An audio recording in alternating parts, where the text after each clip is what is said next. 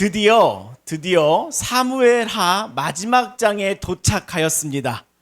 와, 오늘과 다음 주에 걸쳐서 사무엘하를 마무리하려고 합니다. 열왕기서에서도 노년에 다윗이 등장하긴 하는데요.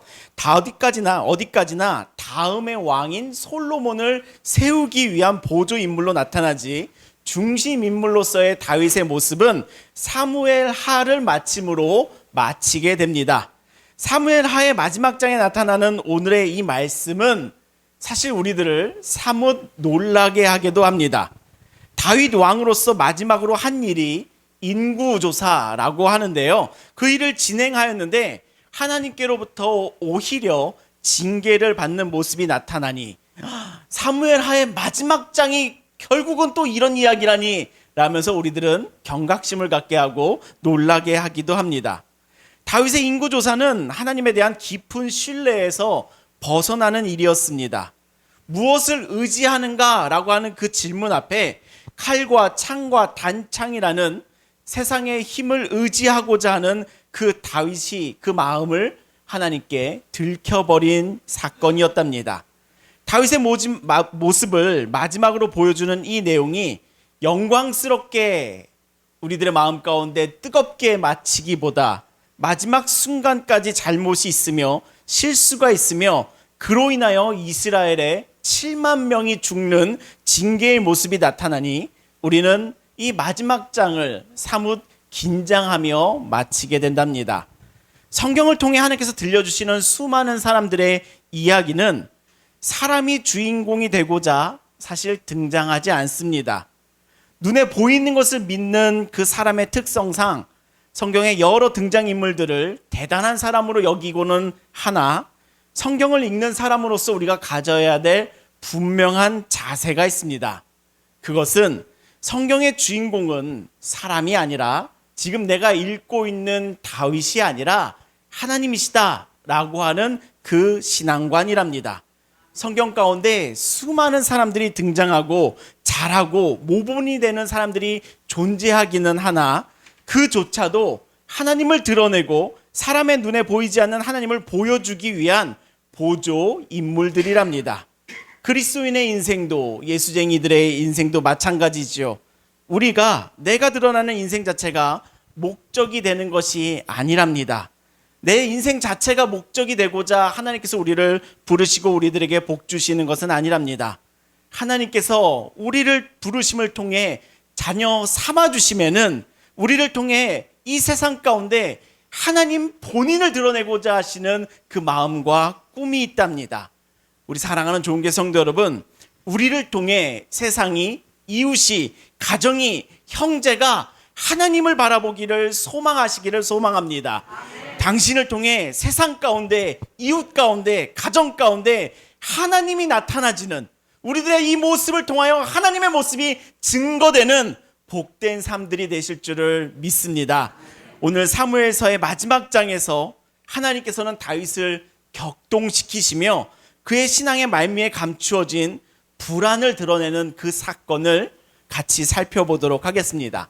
우리 1절과 2절의 말씀 같이 읽어보도록 하겠습니다. 함께 읽겠습니다. 시작. 여호와께서 다시 이스라엘 향하여 진노하사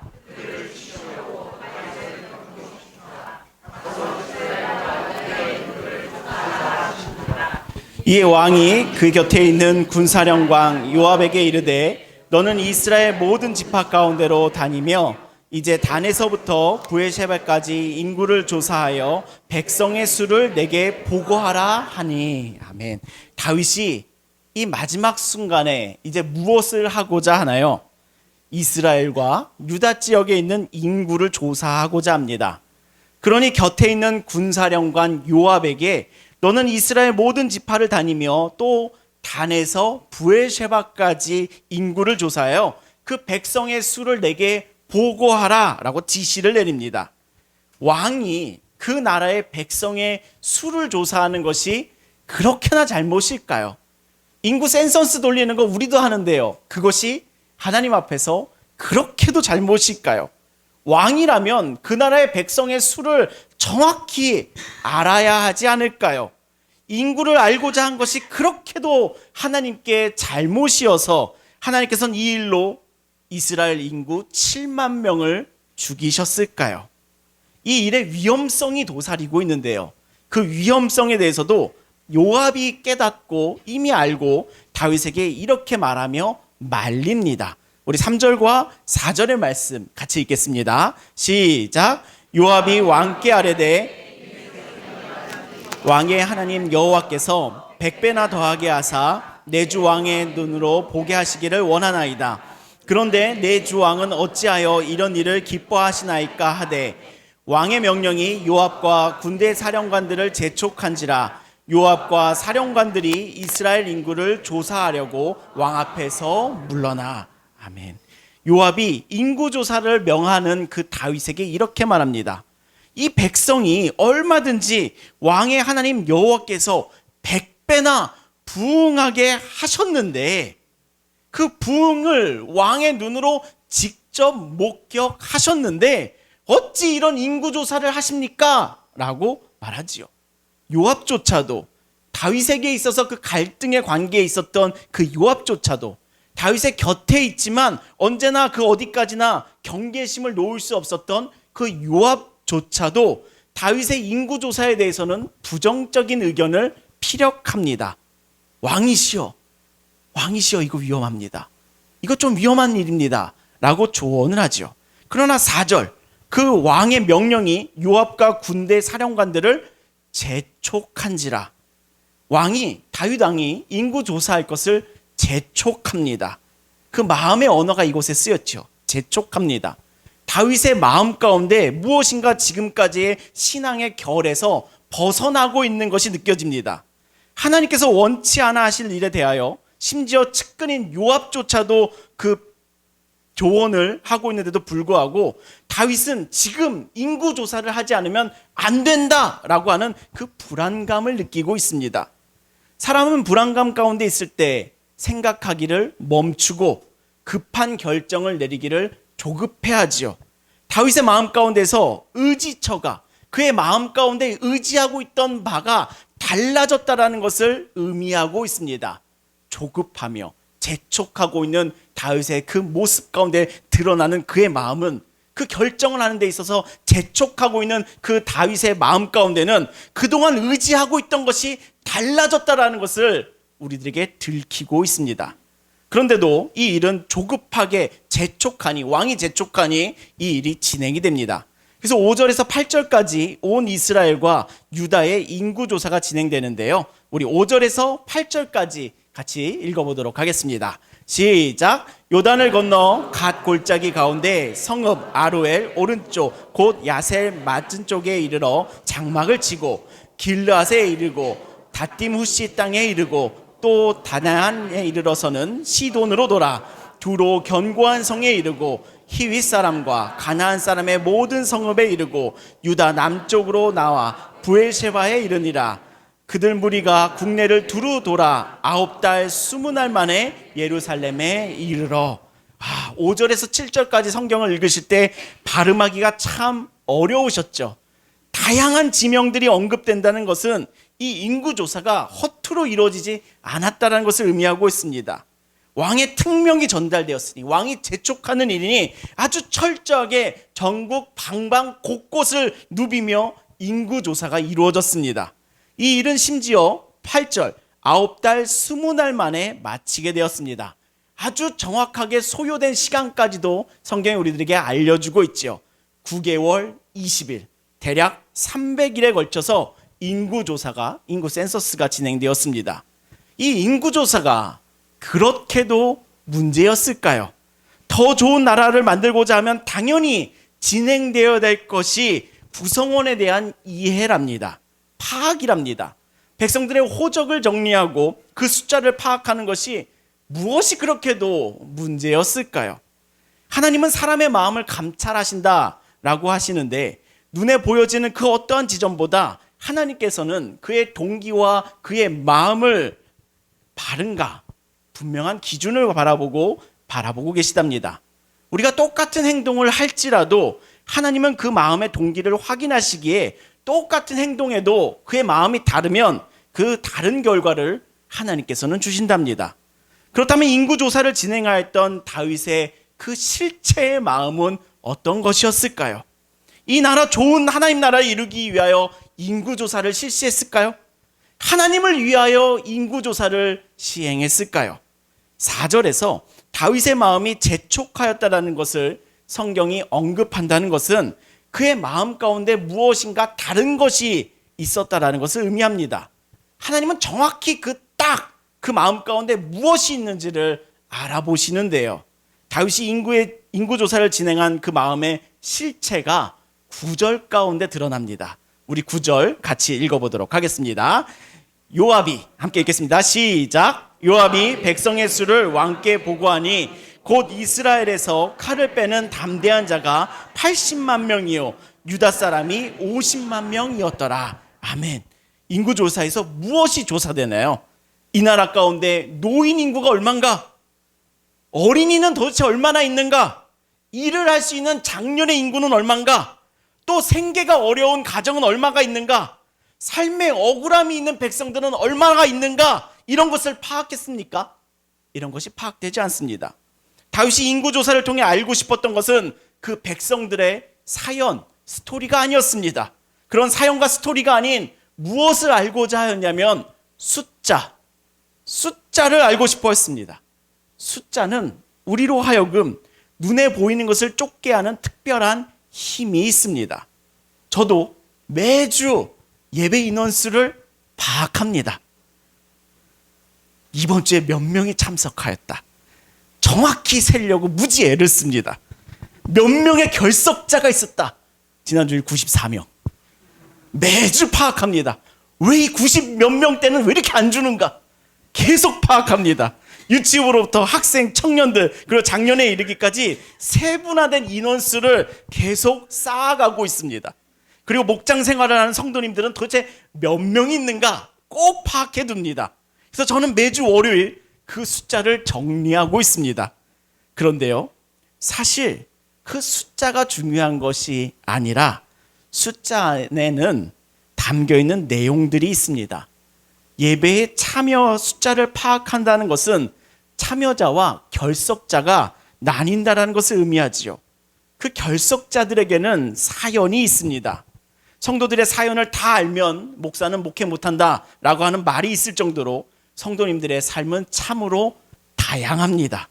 그러나 그 삶이 어떠한 상황과 환경 가운데 놓여 있는지를 관심은 없는 채 결석자 숫자만 보고 그렇게 살다 보면, 숫자만 바라보게 되면 당연히 그 영혼들을 향한 정죄감을 갖게 됩니다. 왜 예배에 빠지지? 어떻게 예배에 빠질 수 있지? 어떻게 그 예배를 빠질 수가 있지? 하는 마음이 격동합니다.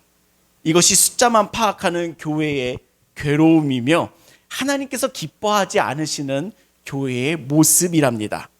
그러나 이것을 다른 동기로 접근하게 되면요, 예배를 파악하게 되니 성도들이 오늘에 직면하고 있는 상황에 대한 사연들을 구분해서 듣게 됩니다. 가슴이 아프고 고통스러운 상황 가운데서도 예배를 지키시는 그 성도들의 모습이 볼 수 있습니다. 그와 반면에서는 그냥 안 오시는 거였구나 라고 분별도 됩니다. 이런 일이 저런 일이 있으셨구나 이해하게 되면 그것이 공감을 일으키면 기도하게 됩니다.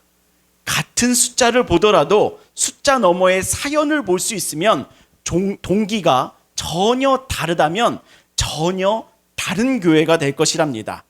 우리 교회 가운데 하나님께서 보내신 영혼들이 목자 되신 주님께 목양되는 교회 되는 것이 너무나도 중요하기 때문이지요. 손님을 양성하기 위해, 손님 많이 오는 맛집 되기 위해 숫자를 파악한다면 오늘 본문에 다윗과 동일한 똑같은 길을 걷게 됩니다. 그 숫자 때문에 절망하게 되고, 그 숫자 때문에 욕심하게 되고, 그 숫자 때문에 의지하게 됩니다. 9절에서 다윗이 인구조사를 통해 딱 픽업한 숫자는 바로 이스라엘에서 칼 빼는 자, 담대한 자 80만, 유다에서는 50만이라고 하는 그 숫자며, 그 숫자는 바로 군대의 인원을 조사한 것이랍니다. 그의 마음 가운데 무엇이 진심이었는지가 이 구절에서 드러나게 되지요. 마음을 보시는 하나님께서 딱 그 다윗의 마음 가운데 있는 그 중심을 알아보신 것이지요. 다윗이 그의 마음 가운데 무엇을 의지하고 있는지가 정확히 들켜버리고 맙니다. 바로 군인의 숫자, 칼과 창과 단창의 힘을 의지하는 그 다윗의 마음을 딱 들켜버리고 만답니다. 다윗이 젊었던 시절, 아무것도 가진 것이 없던 시절, 다윗은 무엇을 의지했었나요? 그의 마음의 중심의 의지처는 대체 누구였나요? 사무엘상 17장 45절의 말씀, 여러분들 한번 같이 읽어보시죠. 함께 읽겠습니다. 시작. 다윗이 블레셋 사람에게 이르되 너는 칼과 창과 단창으로 내게 나아오거니와 나는 만군의 여호와의 이름 곧 내가 모욕하는 이스라엘 군대의 하나님의 이름으로 내게 나아가노라. 아멘. 우리 한 절 더 보시겠습니다. 47절의 말씀 같이 읽겠습니다. 시작. 또 여호와의 구원하심이 칼과 창에 있지 아니함을 전쟁은 여호와께 속한 것인즉 그가 너희를 우리 손에 넘기시니라. 아멘. 그 젊고 푸르던 청년의 시절, 다윗의 마음 가운데선 대체 누구를, 무엇을 의지하고 있었나요? 칼과 창과 단창이 아니라 만군의 여호와의 이름을 의지하고 있었습니다. 전쟁은 여호와께 속한 것이다. 그의 믿음이었습니다. 그의 여호와의 이름에 믿음을 두고 그 여호와의 이름으로 인하여 일어서며 그 여호와의 이름으로 일어서던 것이 그 다윗이었는데, 지금 인생의 노년이 되니 이스라엘에서, 유다에서 칼을 든 용사의 숫자를 조급하게 재촉하며 파악하고 있으니 그의 마음에 푸르른 신앙은 사라졌으며 하나님은 그 신앙이 사라지고 있는 것을 정확히 꿰뚫어 보십니다. 10절에서 그 마음을 아시니 다윗은 인구조사를 마치니 그의 영혼이, 그의 생각이, 그의 마음이, 그의 양심의 신앙의 소리가 이제서야 들려옵니다. 아, 내가 의지하던 것은 숫자가 아니라, 이날의 군인의 숫자가 아니라 여호와 하나님이셨구나 라는 것을 자책하게 되고, 하나님, 종의 죄를 사하여 주옵소서, 내가 심히 미련하게 행하였나이다 라고 하면서 다윗은 기도합니다. 하나님께서는 그런 다윗에게 선지자 갓을 보내어 다음에 셋 중에 하나를 선택하라고 하십니다. 13절의 말씀 같이 읽어볼까요? 시작. 갓이 다윗에게 이르러 아뢰어 이 땅에 7년 기근이 있을 것이니까 혹은 왕이 왕의 원수에게서 쫓겨 석 달 동안 그들 앞에서 도망하실 것이니까 혹은 왕의 땅에 사흘 동안 전염병이 있으리까 왕은 생각하여 보고 나를 보내신 이에게 무엇을 대답하여 하는지라. 아멘. 하나님께서는 인구조사한 다윗을 향하여, 그 죄를 향하여 내리신 죄의 대가로 세 가지 중에 하나를 택하라고 하십니다. 첫 번째, 왕의 땅에 7년 기근. 두 번째, 왕의 원수에게 쫓겨 석 달 동안 도망자 신세. 세 번째, 왕의 땅에 전염병이 창궐하는 것. 이 세 가지 중 하나를 택하라 하십니다. 그가 지은 죄로 인하여 용서를 비니 하나님께서는 선지자 갓을 보내요. 이 세 가지 중 하나를 택하라 라고 요구하시죠. 그러니까 다윗은 몇 번을 선택하냐면 3번을 택합니다. 이 땅에 전염병이 들도록 하겠습니다 라고 하니 그 땅 가운데 15절 이에 여호와께서 그 아침부터 정하신 때까지 전염병을 이스라엘에게 내리시니 단에서부터 브엘세바까지 백성의 죽은 자가 7만 명이라. 이 7만 명을 죽이심으로 다윗이 인구조사한 죄에 대하여 하나님께서는 죄의 대가를 받아가십니다. 일전에도 우리가 다윗의 삶 가운데 하나님께서 죄의 대가를 받아가시는 모습을 보았습니다. 다윗은 그렇게 용서를 구하고 하나님께 죄의 대가를 치름으로 용서를 얻게 되지요. 그 용서받음의 삶이 어떠한 모습인지는 다음 주에 살펴보므로 지난 30주간의 사무엘하의 여정을 마무리하려고 합니다. 여기까지가 사무엘서를 통하여 하나님께서 들려주시는 다윗 이야기의 마지막 이야기였습니다. 처음 말씀의 내용을 나누며 시작할 때 성경의 등장인물은 사람이 아니라 하나님께서 주인공이심을 따지고 하나님께서 주인공이심을 유념하며 읽어야 된다라고 전하며 시작하였지요. 오늘 이 24장 가운데 다윗이 인구조사한 이 모습을 향하여 나타나는 하나님은 도대체 어떤 분이실까요? 인구를 조사하며 죄를 짓는 다윗의 모습도 생소하셨겠지만 그를 처벌하시는 하나님의 모습도 우리들에게는 생경하게 다가오기도 합니다. 무엇보다 가장 생소한 장면은 1절에서부터 이미 시작되었습니다. 우리 1절의 말씀 같이 다시 한번 읽어볼까요? 함께 읽겠습니다. 시작. 여호와께서 다시 이스라엘을 향하여 진노하사 그들을 치시려고 다윗을 격동시키사 가서 이스라엘과 유다 인구를 조사하라 하신지라. 이렇게 시작했습니다. 여호와께서 이미 이스라엘을 향한 진노하심이 있었고 그를 징벌하시기로 결정한 마음이 있으셨습니다.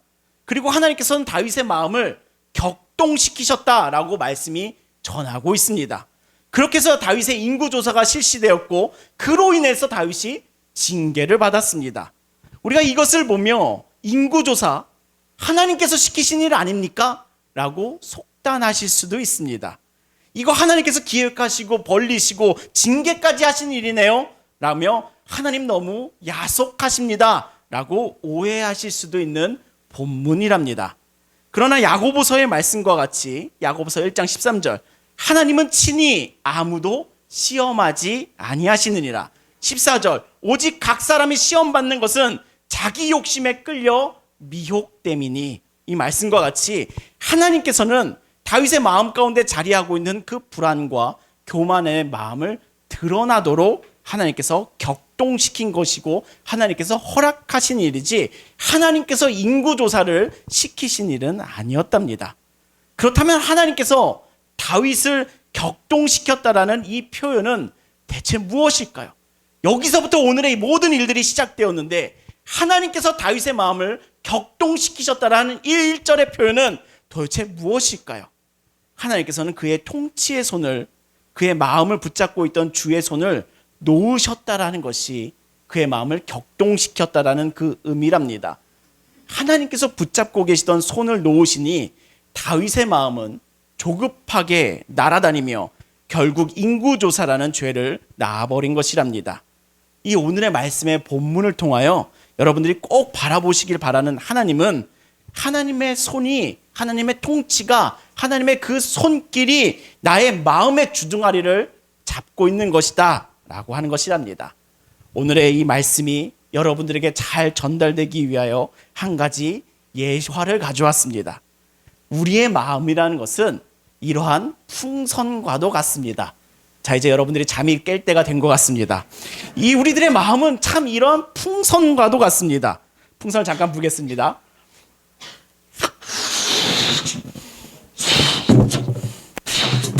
오늘 학생회 설교하는 것 같아요. 자, 이 풍선 안에 나의 마음이고 이 풍선 안에는 나의 속의 것이 나의 마음의 것이 담기고 나의 삶의 불안은 이 마음의 풍선을 부풀게 합니다.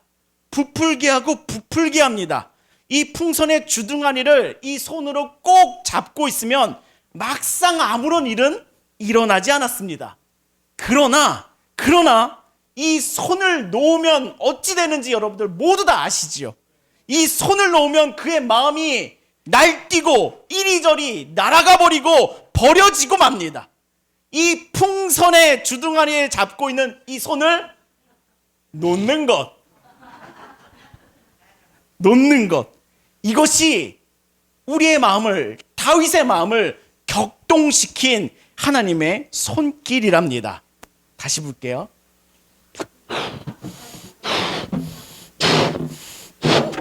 그러나 분명한 것이 있으니 이 마음의 풍선을 하나님의 그 손이 꼭 붙잡고 있을 때 우리는 자유하며 우리는 풍성하며 우리는 안전하며 우리는 평안합니다. 나의 마음의 조급함이 이 마음의 풍선을 부풀게 하고 부풀게 하는 거랍니다. 우리의 삶의 재촉감들은 우리의 마음의 불안감들은 이 마음의 풍선을 자꾸 이렇게 부풀게 하지요. 그래도 이 하나님의 손이 이 마음을 붙잡고 있으면 나는 사실 부풀어도 괜찮습니다. 그래도 괜찮습니다. 그러나 하나님께서 내 마음 안에 가득한 것을 이렇게 보시고 이 마음 안에 가득한 것이 무엇인지 꿰뚫어 아시니 격동케 하시기로 하나님께서 마음을 먹으시면 이 손을 놓아버리시는 것이죠. 그러면 우리는 다윗의 이 마지막 날과도 같이 요동하며 죄를 짓고 하나님께 죄의 대가를 계산해야 되는 날이 오고야 만답니다. 우리 사랑하는 좋은 성도 여러분, 우리들에게 있어서 정말 중요한 기도가 있으니 그것은 바로 주님, 나를 꼭 붙잡아 주시옵소서. 주님의 손으로 나를 꼭 이 마음의 주둥아리를 꼭 붙잡아 주시옵소서 기도하는 것이랍니다. 주님, 나를 놓지 말아주세요. 주님, 나의 마음을 놓지 말아주세요. 어떠한 날에도 나를 놓지 말아주시옵소서. 그 믿음의 기도가, 그 간절함이 있으시기를, 주님, 이 잡고 있는 이거 꼭 놓지 말아주세요 라고 하는 그 기도가 여러분들에게 있으시기를 예수님의 이름으로 축원합니다. 세 번째 풍선입니다.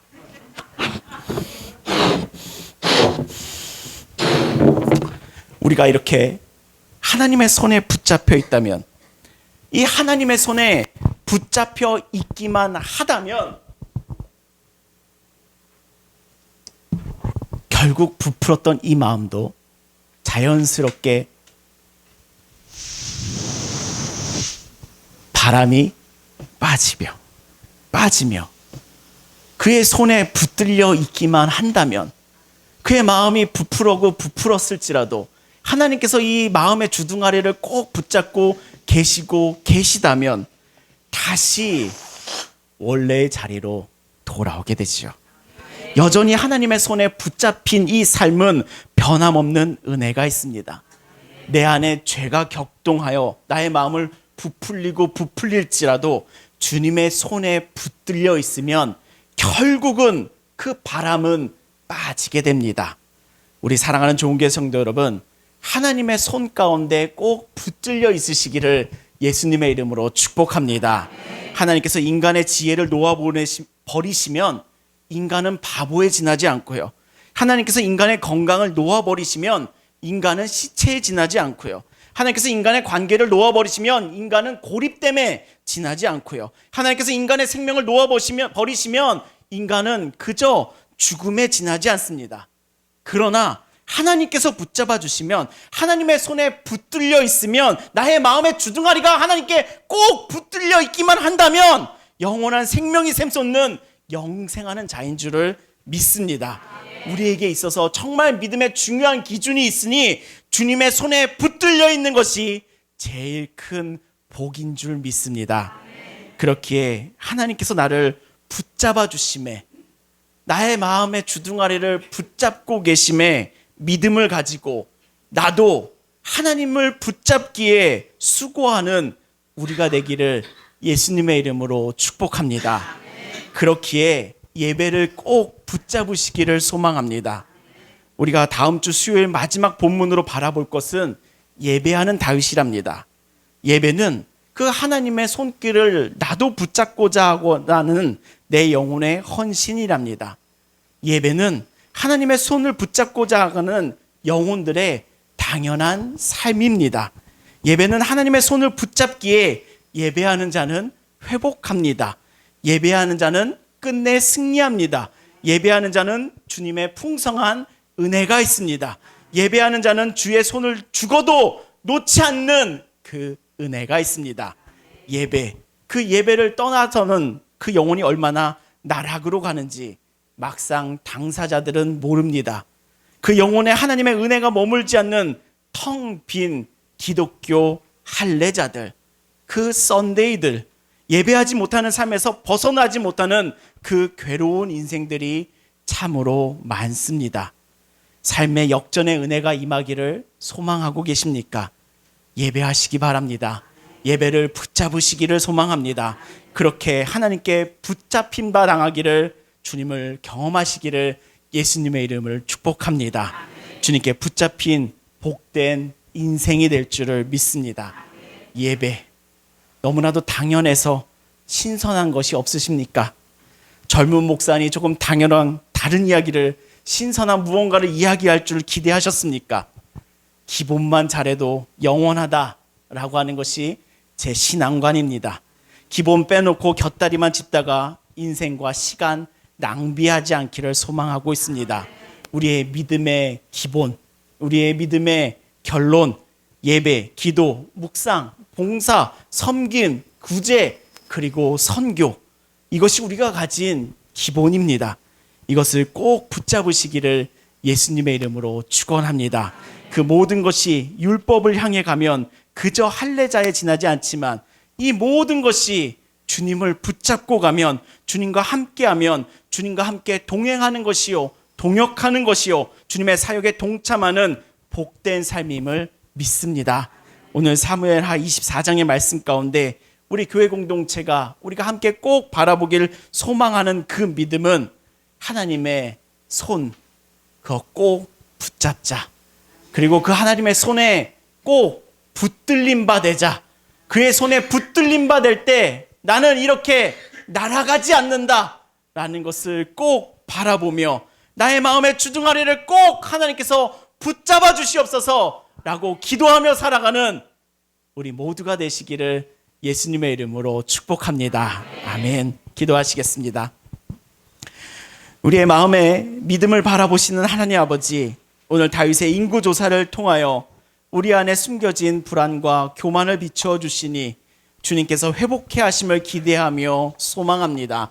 주님, 우리들의 마음을 주님의 손으로 꼭 붙잡아 주시옵소서. 세상의 숫자와 눈에 보이는 힘을 의지하지 않게 하시고 오직 주님의 손에 붙들린 믿음으로 살게 하여 주시옵소서. 예배를 통해 우리의 영혼의 회복됨을 경험케 하시며 예배를 사모하니 주님의 손을 꼭 붙잡는 우리의 믿음이 되게 하여 주시옵소서. 또한 주님의 손에 붙들린 자녀됨의 삶이 있으니 주님의 손에 붙들려 평안과 은혜 가운데 거하는 복된 삶이 되게 하여 주시옵소서. 예수 그리스도의 이름으로 기도합니다. 아멘.